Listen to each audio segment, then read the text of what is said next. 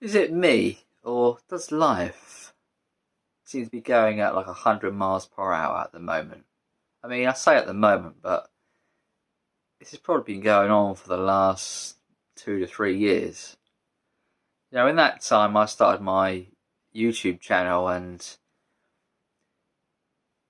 I've gained subscribers, and I get a lot more views on my videos, which is fantastic.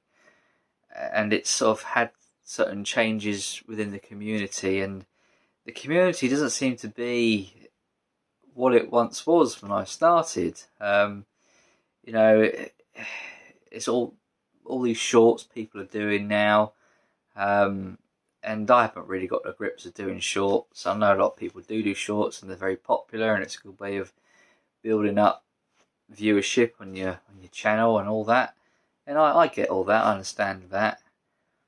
But I just seem to be in a whirlwind at the moment of just not just that, but just how life is just moving on at a more rapid pace than before. I know that sounds completely ridiculous, but as things sped up, I've kind of slowed down. I've taken a bit of a back seat. Not like to a point where I'm not buying any records or anything. I still am, but not as much. I've slowed down quite a lot. I'm starting to buy other things, like books and maybe more CDs, and maybe more than what I did initially. I've still got a few new records to show, but slow right down really. And I've actually been buying a few more video games to add to my collection, and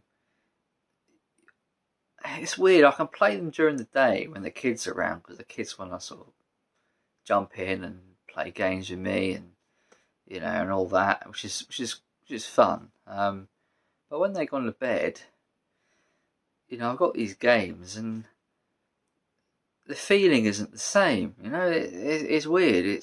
The house is really quiet, and it comes to a point where later on in the day, when the kids are in bed, I don't want to be playing my games now. It just feels it's too late in the day. Even though it might be 9, 10 o'clock. Not necessarily very late, but just the mood has passed. Weird. And I think, well, shall I watch a film? Shall I watch a movie? And being the kids that are in bed, I can sort of watch more, I don't know, adult films, 18s, that kind of thing. I'm flicking through them, and my collection and stuff, and virtually everything I've seen before. There's nothing really new I've not got in my collection or anything. I just like, nah, don't want to watch this particularly. I mean, films I love, but I've seen them so many times, and just it's not so much fresh anymore. So I go on to the TV on like Now TV and like the streaming stuff, flicking through, and nah, there's nothing really new on there. It all seems to be dead. That sounds silly, but and it's almost like I don't know. It's a bit depressing, a bit. As the day draws nearer, the night rather, comes nearer later in the day. The house is quiet, and it just seems the mood shifted. It shifts, and it's been like this for a number of years. And sometimes I might just play music, play records, maybe all day sometimes. And I've not even been doing that, one, I find picking records at the moment just difficult to do. I just can't seem to find something I want to listen to, you know. And then when I go through my records and I'm not satisfied, I go to my computer, and I end up playing like maybe a few hits, like not albums, but like favorite songs, favorite hits for a little while, and that kind of stops, late as the evening draws nearer, and the house and I end up doing nothing really, and does anyone do that? Am I the only one like who thinks these things and in this position? Do you kind of feel a bit maybe lonely? I mean, I'm not lonely because I live with a family and stuff, but there's like a loneliness or a sadness which it just seems to sort of creep in, and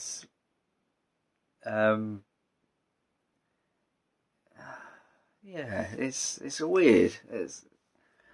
It's not just that. It's not just like a sadness. It's tiredness as well. Um,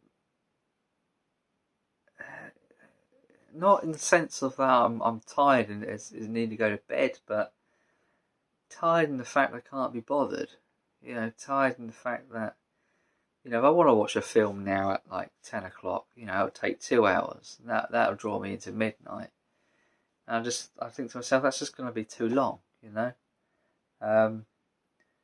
and like to play a game or something, I think, well, I've been playing games all day, so I can really do a break from video games. As fun as they are, after a while playing games, you get a bit of a headache sometimes, and you just kind of want to relax a bit in the evening, don't you? You don't want to be doing too much. Well, I don't anyway. So I end up coming up to like this like dead end, of my interests, and is that normal? I suppose it's normal. I don't know, but it used to be a time where I could be pretty preoccupied and quite satisfied in what I do. Like my little habits and things. I always know what I want to do next. And it seemed a lot more structured, and I quite happily watch a film. I won't even think twice that I've seen it 10 times. I'll just put it on and watch it, thoroughly, and move on to the next thing, and then move on to the next thing, and move on to the next thing. Next day I'll do something else. As these days, it just seems to be a bit more drawn out. Things seems to be I'm not quite as interested as I once was. The appetite is not quite there. I don't know why. Is it the fact that I'm getting older? Is that the thing? Is it that I've got kids and the missus and the modern lifestyle? Does that kind of take a toll on you or something? I think it does.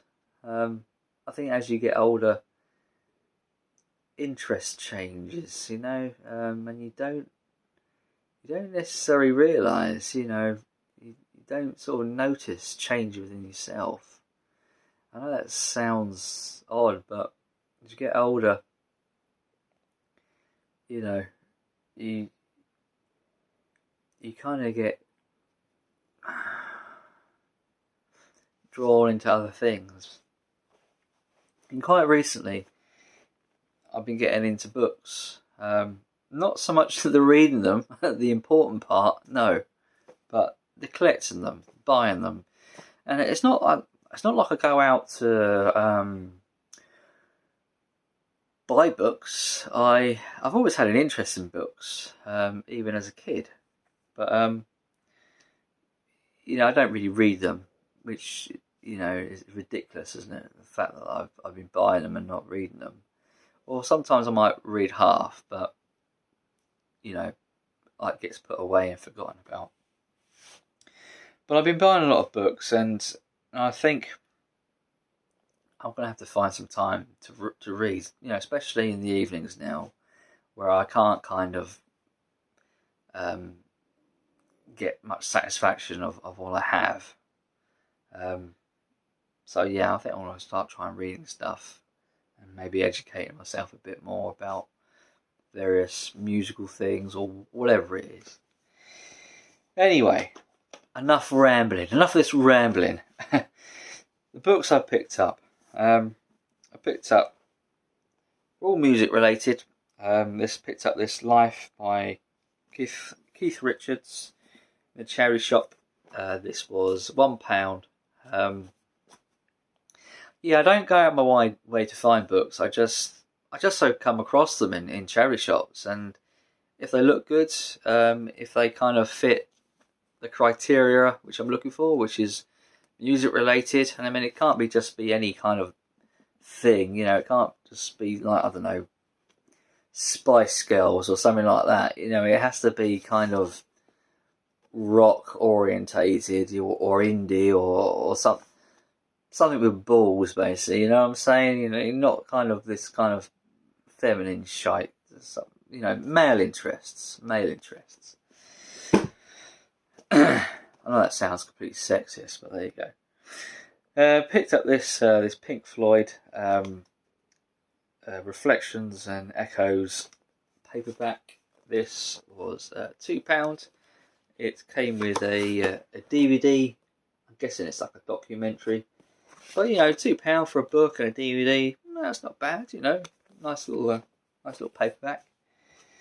Another Pink Floyd. I picked this up this week. The Pink Floyd Odyssey.